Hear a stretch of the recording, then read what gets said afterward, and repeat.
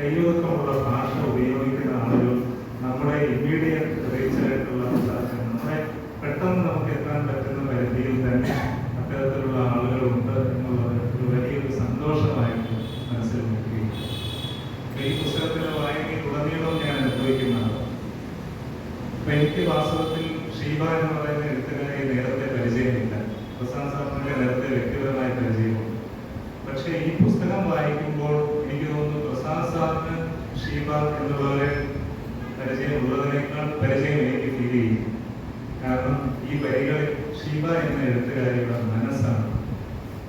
എനിക്ക് തോന്നുന്നു ഈ പുസ്തകത്തിലെ 2 കവിതകൾ, അടുത്തടുത്ത 2 പേജുകളിലെ 2 കവിതകൾ സൂചിപ്പിച്ചാൽ അതിന്റെ വിപുലീകരണമാണ് ഈ പുസ്തകമാണ്. അതിലൊരു കവിത ഈ ടൈറ്റിൽ തന്നെയാണ്, കവിത കവിയോട് ചെയ്യുന്നു. കവിത എന്നോട് എന്താണ് ചെയ്യുന്നത്? അതിന്റെ തൊട്ടടുത്ത പേജിൽ ഇഷ്ടം എന്നൊരു കവിത. അപ്പൊ ഈ 2 കവിതകൾ വായിച്ചാൽ ഈ കവിയുടെ മനസ്സ് നമുക്ക് കഴിയും. ഈ കവിയുടെ മനസ്സ്, ഈ 2 കവിതകളുടെ വിപുലീകരണമാണ് ഈ പുസ്തകത്തിലെ ആകെ കവിതകൾ എന്ന് വിലയിരുത്താനാണ് ഞാൻ ആഗ്രഹിക്കുന്നത്. അപ്പൊ ഇതിൽ ഈ കവിത കവിയോട് ചെയ്യുന്നത്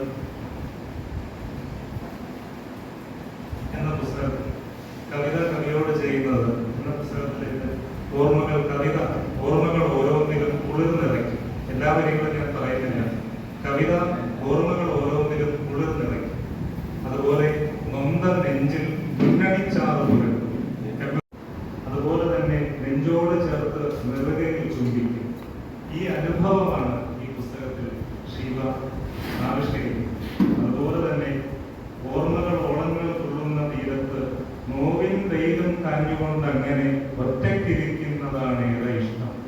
നോവിന്റെ വെയിൽ കാഞ്ഞ് ഒറ്റയ്ക്കിരിക്കുന്നത് ആണ് ഏറെ ഇഷ്ടം. ഈ ഒരേ ആശയങ്ങൾ ആവിഷ്കരിക്കുന്ന കവിതകളാണെങ്കിലും ഈ കവിതകളെ ഞാൻ ഇഷ്ടപ്പെടാൻ കാരണം ഇതിന്റെ ആഖ്യാന ചാരുതയെ വളരെ ഗംഭീരമായി ആഖ്യാനം ചെയ്തിരിക്കുക. ഓരോ വരിയിലും നമുക്ക് ഓർത്തു വയ്ക്കാൻ പറ്റുന്ന അല്ലെങ്കിൽ കുറിച്ചു വയ്ക്കാൻ പറ്റുന്ന ഓരോ കവിതയിലും നമുക്ക് കുറിച്ചു വയ്ക്കാൻ പറ്റുന്ന 3-4 വരികളും.